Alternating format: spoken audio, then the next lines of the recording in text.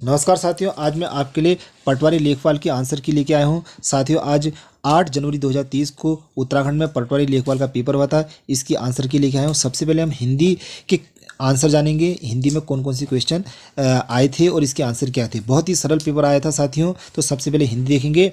तो हिंदी में साथियों मैं केवल इनके आंसर बताऊंगा, यानी कि जो पहला क्वेश्चन है, पहले क्वेश्चन का जो आंसर है वो है ऑप्शन नंबर बी, दूसरों को सीख देना सरल है।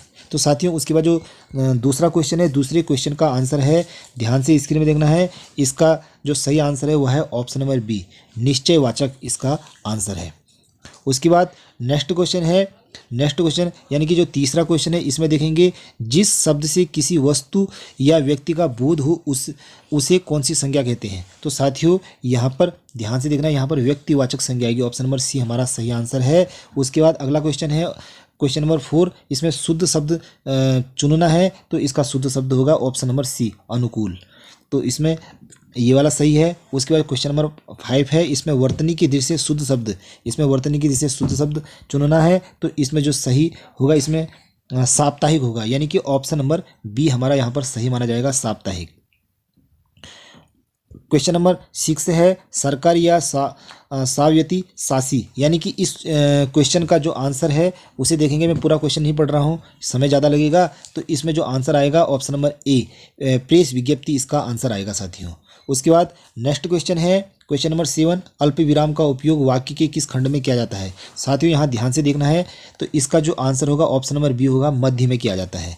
उसके बाद साथियों यहाँ पर अगला क्वेश्चन है विलोम शब्द, अनाजी, अनाजी का विलोम शब्द हमें बताना है। तो साथियों इसका जो सही आंसर होगा वो होगा फलाहारी होगा।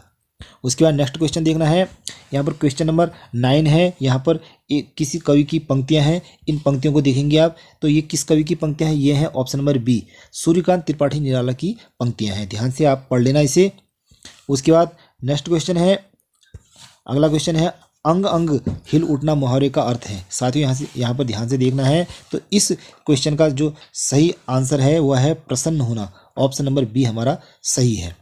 उसके बाद अगला क्वेश्चन है क्वेश्चन नंबर 11, निम्न में से इलेक्ट्रॉनिक मीडिया के अंतर्गत क्या नहीं आती है। तो साथियों यहाँ पर देखना है। तो इस क्वेश्चन का सही आंसर है ऑप्शन नंबर सी, समाचार पत्र नहीं आता है।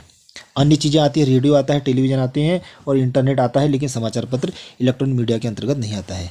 उसके बाद 12वां क्वेश्चन है, कठिनाई शब्द में प्रत्यय, प्रत्यय किसी भी शब्द के बाद लगते हैं। तो यहाँ पर साथियों यहाँ पर आई आएगा, कठिनाई में आई आ रहा है, लास्ट में आई आ रहा है, तो यानी इसका आई होगा। ई नहीं होगा, नाई नहीं होगा, और अंतिम जो ऑप्शन है वो भी नहीं होगा, आई नहीं होगा, इसका होगा आई होगा, ये ध्यान रखना। उसके बाद अगला क्वेश्चन है, ध्यान से देखेंगे, कीर्ति का विपरीतार्थक शब्द, यानी कि इसका विलोम शब्द क्या होगा, कीर्ति का ही देखना है। तो साथियों इसका होगा अपकीर्ति, यानी कि ऑप्शन नंबर ए हमारा सही होगा। उसके बाद नेक्स्ट क्वेश्चन है क्वेश्चन नंबर 14, महर्षि का सही संधि विच्छेद होगा महाधन ऋषि, ऑप्शन नंबर बी हमारा सही है, महाधन ऋषि इसका सही आंसर है। नेक्स्ट क्वेश्चन है, सूर्योदय हुआ और कुहासा जाता रहा, कौन सा वाक्य रूप है। यहाँ पर ध्यान से देखना है। इसमें साथियों इसका जो वाक्य रूप है यहाँ पर मिश्र नहीं, यहाँ पर संयुक्त वाक्य होगा, ऑप्शन नंबर सी हमारा सही आंसर है। उसके बाद नेक्स्ट है कनकते वाला 16, ये बार बार एग्जाम में आता है। तो इसका जो सही आंसर होगा वो होगा यमक होगा।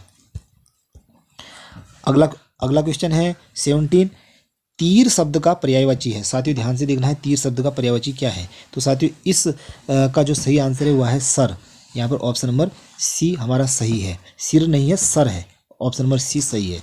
उसके बाद अगला क्वेश्चन है, बर्बर शब्द का विलोम शब्द। साथियों यहाँ पर बर्बर शब्द का विलोम शब्द है, यहाँ पर सभ्य इसका विलोम शब्द है, ऑप्शन नंबर बी हमारा सही आंसर है।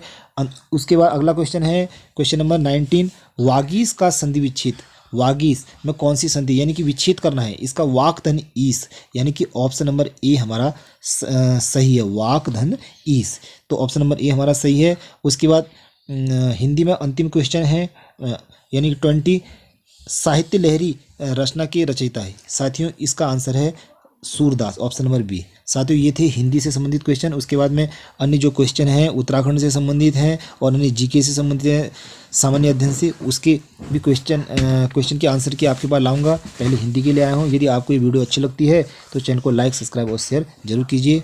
तब तक के लिए मेरा नमस्कार। Thank you very much.